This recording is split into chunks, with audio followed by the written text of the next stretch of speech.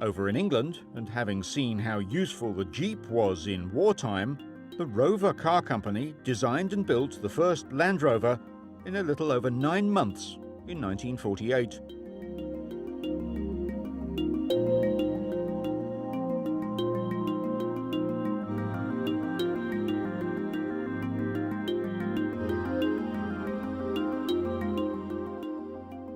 The first Land Rover prototype was built on a Jeep chassis as a farm vehicle.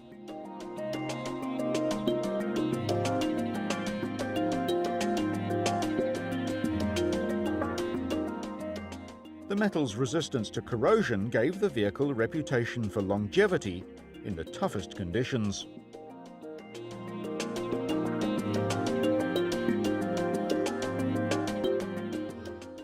Once production started and the word got out, Land Rovers started being used for all sorts of applications and being exported to dozens of countries.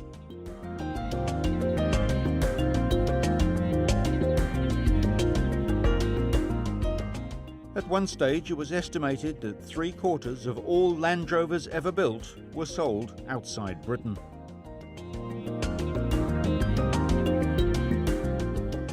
Although it took 28 years to build 1 million Land Rovers, they were built outside Britain too, at factories in Spain, Iran, Turkey and Brazil. The 4 millionth vehicle was built in 2007.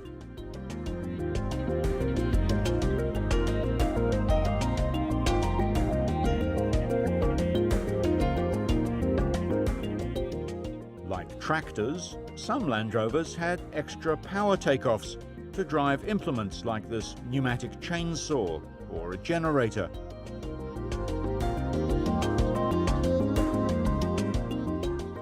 The rear-facing PTOs were available as options until 1985 and can still be ordered as a special fitment.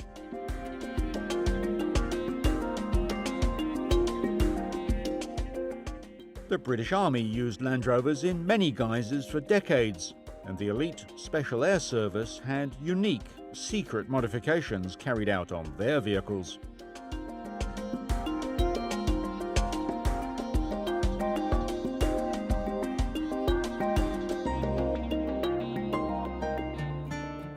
Like Jeep owners, Land Rover owners use their vehicles for recreation. Though the British have a different idea of motorsport.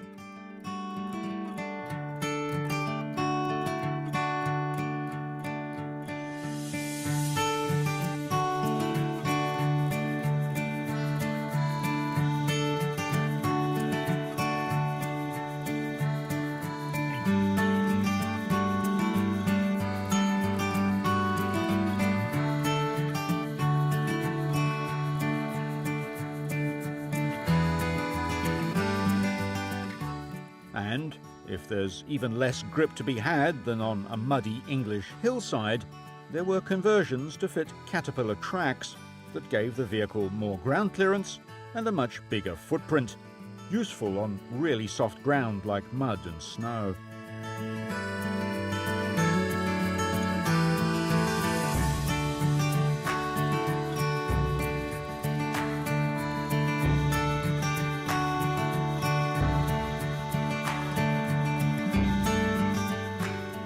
Another variation of the long-suffering Land Rover was called the Road Railer.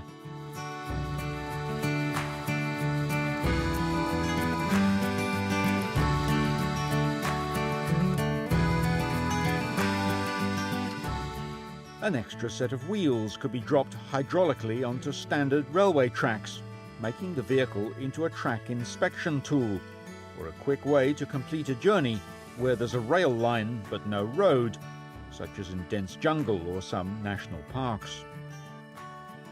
These vehicles demonstrated quick acceleration compared to small locomotives and were used for lightweight shunting in rail yards.